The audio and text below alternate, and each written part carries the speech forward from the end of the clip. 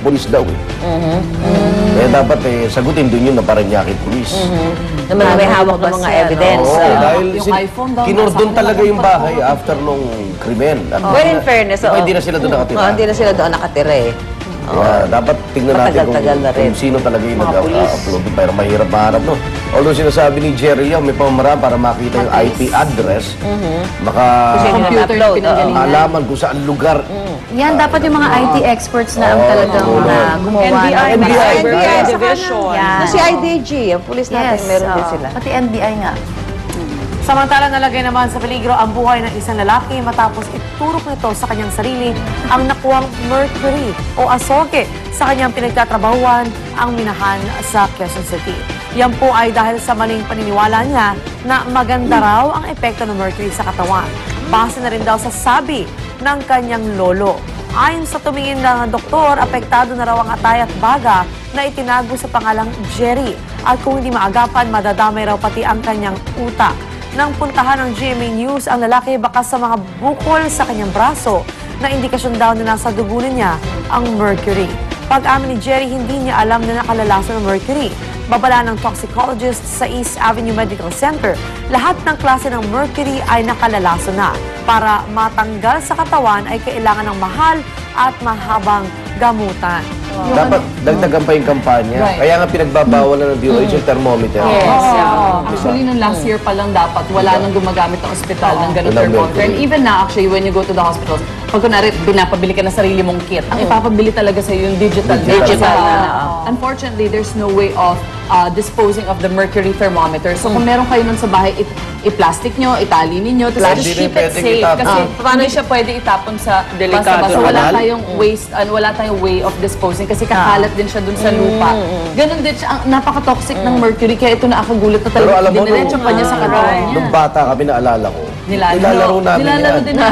Dahil pwede mong mabuo. Yung mabuo sa Experiment yan sa mga science projects natin. Pero mga laboratory, di ba? Pero even then, mercury. even then, lagi sinasabi, teacher, mag-ingat kayo, wag niyong hahawakan yan, di ba? Even then. So, mas marami na yung mas aware na yung mga tao ngayon kung gaano siya ka-toxic sa environment. So, kasi nung unang panahon talaga, ginagamit naman nila mercury for healing. For treatment, yeah. At actually, hindi ka pwedeng magturok ng kung ano-ano lang, ng sarili mo lang. Ano din. Kaya nga nung araw, yung mga gumamit ng mercury, na akala talaga nakakasina. Malakas sila nung namatay, dahil nagtataka, lakas-lakas pa niya namatay. Ayan. Ay, naku, ingat po. At ngayong bagong taon, lalo po tayong magtipid naman ng tubig at tumaas na naman ang singil dito ng Maynilad at Manila Water. Epektibo noong linggo, 2 pesos and 49 centavos ang average na dagdag singil sa kada cubic meter ng Maynilad. Kaya kung kumukonsumo ang isang consumer ng 30 cubic meters kada buwan, lumalabas na 58 pesos and 16 centavos ang dagdag singil. Bukod sa Maynilad, may taas singil din pati ang Manila Water. Hanggang 85 centavos kada cubic meter ang dagdag singil para sa mga residential consumers na nakabit sa sewage system nila. Habang hanggang 2 pesos and 85 centavos per cubic meter naman ang bayarin ng non-sewer customers. Sa kanilang sample computation, lalabas na 19 pesos and 52 centavos ang babayaran ng mga sewer consumers na gumagamit ng 30 cubic meters ng tubig kada buwan. 65 pesos and 38 centavos naman kung non-sewer ang customer. Samantala, sumunod naman sa oil price hike ang kumpanyang Chevron at Petron kaninang madaling araw, 70 sentimo kada litro ang taas presyo sa unleaded at premium gasoline ng dalawang kumpanya, habang 60 sentimo kada litro naman sa regular gasoline. May pagtaas din sila sa diesel na 30 sentimo kada litro at kerosene na 20 sentimo kada litro. Pero ang kumpanyang Petron nagpahayag na walang magiging taas presyo sa Cagayan de Oro at Iligan City. Bagong taon ay bagong singil. Okay, salamat ha. Pasadaran natin ang mga baksyong balita sa mga ito sa ating Ronda Reports.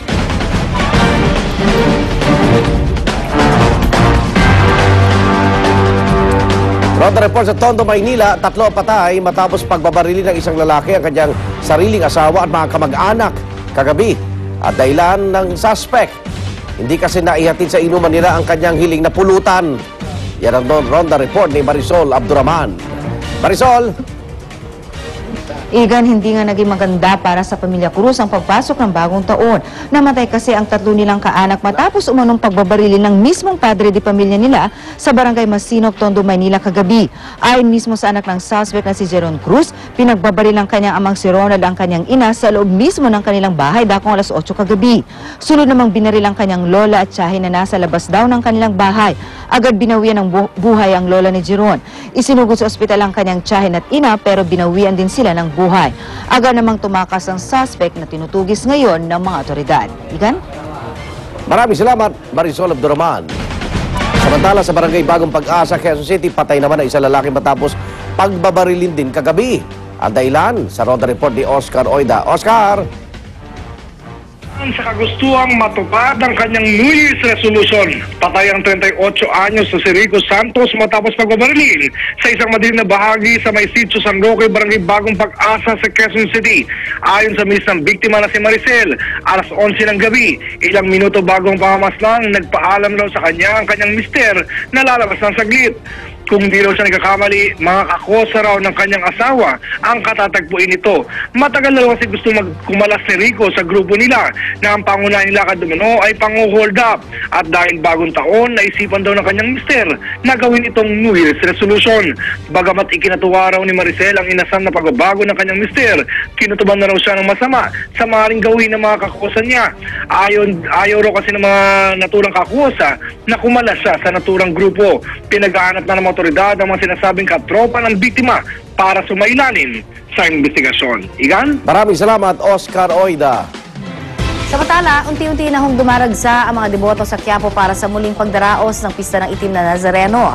Pati ang mga nagtitinda ng mga replika ng Black Nazarene, nagsisimula na rin magsulputan doon. Kaya naman, puspusan na ho ang paghahanda ng mga otoridad para sa nakatakdang prosesyon ng Nazareno na matatapos naman sa Lunes sa Quiapo Church at magsisimula naman sa isang vigil sa Luneta sa araw ng Linggo. Mahigit 1,600 tauhan ng PNP, MMDA at Bureau of Fire Protection ang tutulong sa Task Group Nazareno ng Maynila Police. 4 na pong CCTV naman ang nakakabit sa paligid ng Quiapo Church bukod pa sa nasa ruta ng prosesyon. Pinalitan na rin ang mga pundidong ilaw sa harap ng simbahan para hindi mga pasadilim papasok ng simbahan ang mga deboto. Ngayong taon inaasahang papalo sa 8 milyon ang bilang ng mga debotong makikiisa sa pista. Kaya pakiusap po ng mga organizer, huwag nang magsama ng mga bata, matatanda at nagdadalang tao sa prosesyon. Ano, dapat yan, pati yung mga manhole, ha? Yung dapat, dati, ando doon, ako kitang-kita kung paano hulog yung mama sa manhole. Talaga doon siya natapak-tapakan. Actually, namatay yun eh. Pero hindi yun sa main na dinadaanan, no? Hindi, yung malapit doon sa may drugstore. Bandang gilid siya. So, nahulog siya doon, napatid siya dahil butas yung manhole. Doon na siya napagtapak-tapakan talaga. Wala na. At nung may problem siya, patay na. Kasi Namatay na siya. parang sardinas talaga, walang espasyo sa tabi mo, di ba? Tulakan pa. Parang silang dagat na. Oo, parang silang dagat. Dapat to talaga Kaya sana magsasama. mawala rin yung paninigil ng ilang organizer, no? Meron din. Meron din. Para doon dumaan yung prosesyon. Naiiba yung ruta. Para nagigipa. Ginagamit pa yung poon para kumita. Sabi, Ito pa iba-iba ang ruta. Iba-iba eh. Kada taon. Depende sa bayad ng lansangan. Bigyan ng chance yung ibang lugar. O kasi parang binabasbasan niya tayong bahay mo. pag dinaanan. Siguro hindi man din papayag na parang binasbasan mabasbasan niya dahil yung sa bayan. bayan mo, di ba? Kaya nga. Ang problema naman, wala na eh. Pasikip yung mga ruta dahil double parking na rin yung ibang lugar. Double Hindi na parking. makaraan yung... Pero hindi naman kable ng kuryente. Nila yung mga sasakyan pag Ayun, may mga piyesta eh. May mga bisita eh. Oo, fiesta eh, parang fiesta. importante eh. So basta dapat wag ngayon magdadala ng bata.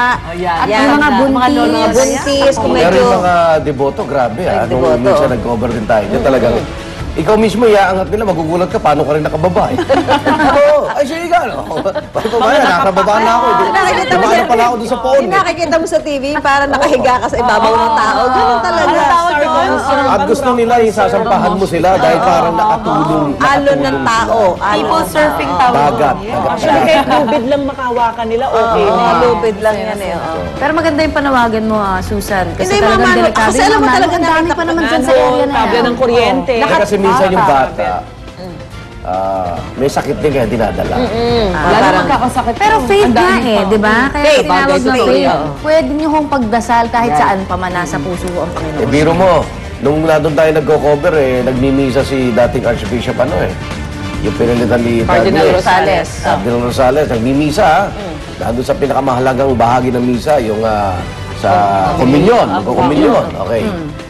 Siyempre, habang nag-komunyon, in-announce na maganda na po, ilalabas na yung phone. Ako, nagagulo na, wala na sa misa lang. Nagkakaroon na Ay, Ay, nako. Kaya sabi ni Arzobispo, mas mahalaga po ang misa kaysa prosesyon. So, yun naman ang sinabi sa mga deboto. Pero alam mo, di mo sila masisisi, lalo na yung mga nagkaroon ng personal, yung experience nila, faith kasi yung yan. naglubida sila dyan at natupad yung kanilang mga dasal. Samantala, 30 milyong pisong halaga naman ng pera at alahas ang nanakaw sa isang negosyante sa bayan ng Ginubatan